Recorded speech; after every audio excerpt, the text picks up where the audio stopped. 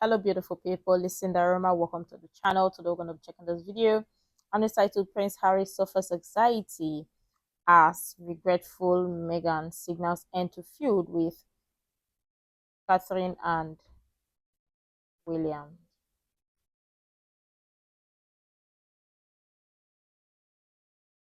Is this real or did I really write? Okay, we're going to be checking this video together. Let's check it out. Prince Harry is said to have been suffering with anxiety during Meghan's speech on the couple's Colombia tour, as relations with the royal family remain fraught. Meghan gave a speech to the Afro Women in Power conference on her last day of what has been dubbed her faux royal tour, which has proved very controversial. In the speech, Meghan paid tribute to her mother and her daughter Lilibet, leaving out her sister-in-law Kate. I find inspiration in so many of the strong women that are around me, of course my mother being one of them. A body language expert told The Sun how Harry had looked anxious during Meghan's speech. She said, "Harry is said to suffer bouts of nerves before he makes a speech, and sitting beside his wife in the audience, he appeared to be suffering from anxiety by proxy. Perhaps what..." Thanks to our mother.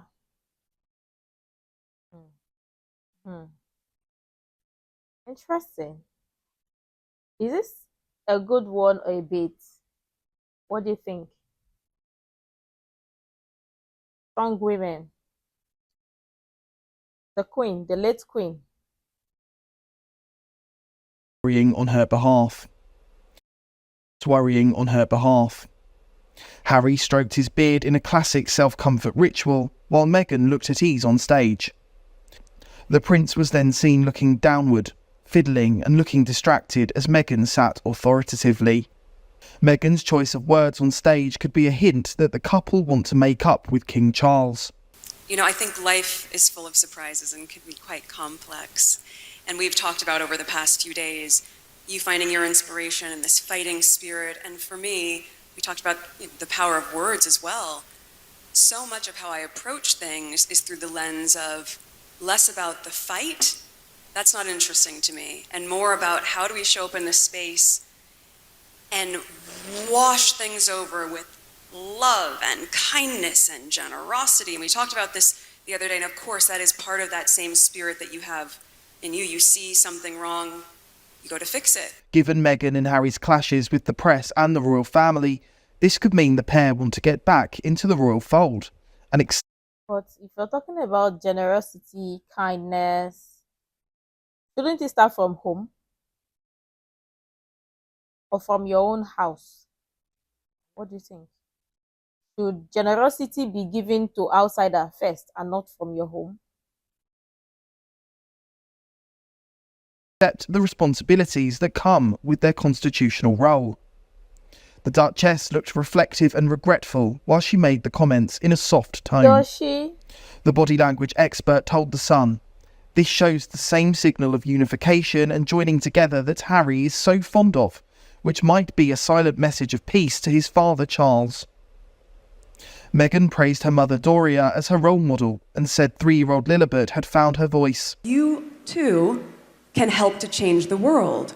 And I think in the small ways that women are doing that each day, and in the larger ways that we're doing that as a community, those are the elements that continue to inspire me to use my voice, because I also recognize how small it feels when you don't.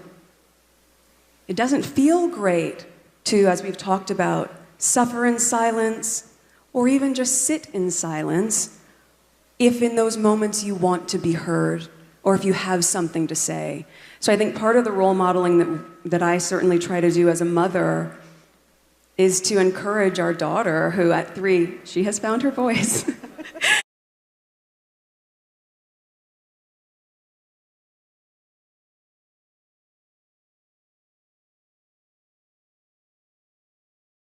Body language. Genuity. Is anybody buying any of this?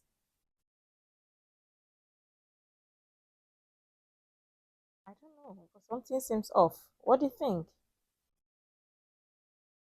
And we're so proud of that because that is how we, as I was saying, create the conditions in which there's a ripple effect of young girls and young women knowing that if someone else is encouraging them to use their voice and be heard, that's what they're going to do, and they're going to create a very different environment than so many of us grew up in, where our voices were meant to be smaller.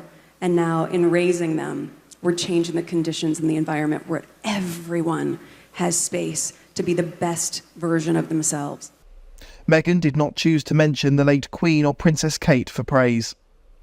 While Meghan's softer tone may be seen as an olive branch to the royal family, relations remain tense. Harry and William are said to have not spoken in 2 years.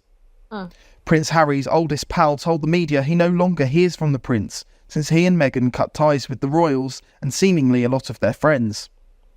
His friend called him an angry boy who only sends him the odd WhatsApp and hinted he was jealous of the public's. But again, it is family feud. But with all of this, thinking this is like them extending an olive branch to the family, to the royal family, I'm not buying any of this. Or what do you think? Because it's not looking real. It does not even look real. Even though they know it doesn't. But I mean, it's family feud. Every family have one if have something they're going through or they're dealing with, and there are families that have a feud. They make it, some don't. It break off, but later down the road, they come in agreement to settle their feud and whatnot. Do you think these brothers are ever gonna settle their feud? It may take years or so, but do you think they may settle their feud? Let me know what you think. And hinted he was jealous of the public's love of William and Kate. He's an angry boy, he said. Things haven't turned out how he wanted. I think he misses being over here in Britain desperately and wants to be admired more. Anyone who knows him feels he'd rather be atop of the pops here with everyone loving him as they do with William and Kate. Relations between the brothers have soured since Megxit. Prince William has reportedly said he doesn't want Harry at his coronation. The brothers are thought to have not said a word to each other since the Queen's funeral. The brothers are not on speaking terms since Harry levelled strong allegations against William in his memoir Spare. He said William had physically attacked him and insulted Meghan. A friend of William's told the Sunday Times the prince's focus was on his wife, children and father, and that Harry is no longer even discussed. He said, "They are estranged, which is dreadfully sad." The Sussexes have made a litany of accusations against William, Kate and the rest of the royal family since Megxit. First in... But haven't the Sussexes done enough? Or didn't they do the exact same to their family, even worse to their family? Because obviously with what they've done, even with that book alone, only the details in that book alone, I don't think any family, any regular family would easily recover from that. Or would even think of, say, okay, let them forgive it. It's just, they did not even just do one. They came with a documentary. Then, an interview. So imagine all of what they did. So let's say, okay, this is their revenge for their family. But how about now? Does it even make sense? How do you even do this to your family publicly? Against William, Kate and the rest of the royal family since Megxit. First in their Oprah interview, then in Spare, Netflix documentaries and Meghan's biographer Omid Scobie's book. Their conduct has reportedly crossed a red line with King Charles, who this week has been reported to be frustrated with Harry's legal battles. The King is said to be finding Harry's battle to maintain round-the-clock security paid for by the taxpayer very tricky. Harry lost his right to close protection after he stepped back from royal duties. The Prince blames Charles's staff for the withdrawal. A source told the Sunday Times the belief the King controlled security matters was mistaken, adding, "His Majesty's son is suing His Majesty's government, and that is very tricky for the King. If they were to meet, there is a worry that son would lobby father because of the mistaken belief that the King has control over his security. For him not to have accepted the judgment of His Majesty's government and courts is frustrating. Others have said it would be wholly inappropriate for the King to get involved in the battle, which has already cost the taxpayer more than £500,000. Harry hasn't seen Charles since a brief meeting back in February after Charles's cancer diagnosis. Due to his security situation, Prince Harry refuses to bring Meghan or his children to the UK, saying, The fact that he and his wife don't even respect their family or respect the royal family says a lot, because this is not making sense. They don't even respect them. At least that level of respect or decency. So that means there is nobody in the family that they even respect, or they can say, okay, they will listen to this person. There is no one. Refuses to bring Meghan or his children to the UK, saying he fears for their safety. But questions arose when the couple chose to go on a trip to Colombia with a vice president who had already suffered 2 assassination attempts. Wow. But the Colombians have put on watertight security, which has included armed guards, military, drones and sniffer dogs. Whole towns have even been shut down when the royal pair have shown up. The cost to the Colombian taxpayer has fueled grumbles in the country. One source told OK magazine, "People are grumbling about why the Colombian taxpayer should pick up what will be huge security costs for what is essentially a public relations exercise for the Sussexes, and for a government which desperately needs to deflect away from its failures." The couple's trip also angered people in the UK. Royal tours are reserved for official royals and supported by the government. There are usually diplomatic missions and negotiations which accompany a tour with a specific agenda in mind. Exactly. Angela Levin spoke to GB News about how this faux royal tour has angered the nation and royals. What is extraordinary, there are hundreds of things that are extraordinary, but what is really extraordinary is all the things they hated doing, they are now doing. And they're doing it with a smile, and they want to do it better than anybody else. You start there, that's where you end as well, because you think this is phony. This is all to say I can do better than you can, but actually they can't. Very interestingly, that the Vice President, Francia Marquez, she saw Meghan and Harry on Netflix when they did the six episodes.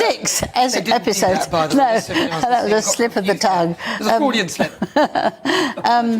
Yes, 6 hours of it, which it nearly killed me because I had to watch it. It was so boring, it was so difficult. She fell in love with Meghan and thought, this is wonderful, I must meet the woman. So Harry, very little interest in him. So he was standing in the back. He didn't speak or understand Spanish. He could just say, what is your name? How old are you? Which is, at least he tried a bit. So it was so unfair. It was so negative, I thought. So I went back actually and looked at the 6 episodes, and this was the one where Meghan mimics the Queen, which I think she lost a lot of followers on that. And she bent over and she said Did the fake curtsy, that wasn't very nice. Yeah. But she was teaching little girls there to do curtsies for her, because she is a princess. And so those little kids were trying to learn how to do... Is that what she was doing in Colombia? Yes. Teaching the kids how to curtsy? Yes. When yet she had mocked the curtsy? Yes, that's what I'm telling you. Terrible. I thought, I couldn't believe that. And I checked that was in... shocking. She says they don't want to be royal, but they do want to be treated as though they are royal. Yes, that's right. Well, Meghan does anyway. I think Harry looks so miserable and unhappy. On this one, I thought he looked very happy. In fact, to me, they looked very happy. And I'm happy that they're happy. But the point that we make is that stop slagging off your family and stop taking advantage of the royal titles. That's what we're all after. We don't care. Do what you like, but, don't use the royal name. No, they had the opportunity. The Queen wished them very well. The late Queen wished them very well. They should go away and have a lifetime. Yeah. But Meghan is very resentful, and she's going to go on and on and on until she sorts it out. But what was also silly is that they were telling us how to think, how to behave, which was also a nonsense, You must behave you have to, what was this one? people are acting on information that isn't true. Oh, Well, yes, I heard that bit about it. That's one of their things, that they don't actually tell the truth about many things, I've found. And what they're doing is actually They might argue that it's their truth, which is what has come out of it, even though there were 17 clear inconsistencies in the Oprah interview. 19 Was there it were. 19? Yes, there we are. Two more. I missed two. But you can't actually go around telling everybody else what to do if you're not doing it. I just don't think, I think that's a nonsense. And I think that this is very much to upset the royal family even more because of the danger, and also any arrangements they might do, any promises to do a deal with them, or to make sure that they become more familiar with us, or with sort of changing the way that the royal family works for their way. And I think, and I hope, that the royal family who are in Scotland have a big think about this, because I think it affects the royal family very seriously. And if they're going to go to a country, every 2 to 3 weeks and build up something against the royal... Yes, the royal family needs to be wary of that. They should really definitely be wary of it. Would you say that there needs to be sort of a motion towards... I know that the King and Queen can't do it, but there should be some sort of motion towards removing their titles so they can no longer trade with them. Like, if they want to do royal so-called FEUD tours around the world, that's up to them, do what you like. But to do it on the back of being royalty when you have stepped back from the very thing that you're doing is very disingenuous. Yes, I mean, this is a parliamentary thing to do. The King can't do it. Nicholas Dunning, GB News. They want everything to be on their terms, them control it, and it's exactly what they want, which don't make sense, because obviously this is not how the royal family is being run, or this is not how the royal family is. But it reached their hand.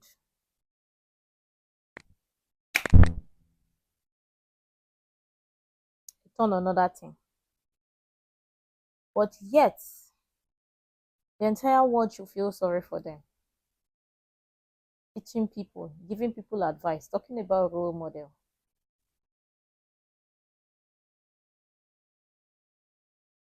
It's very interesting.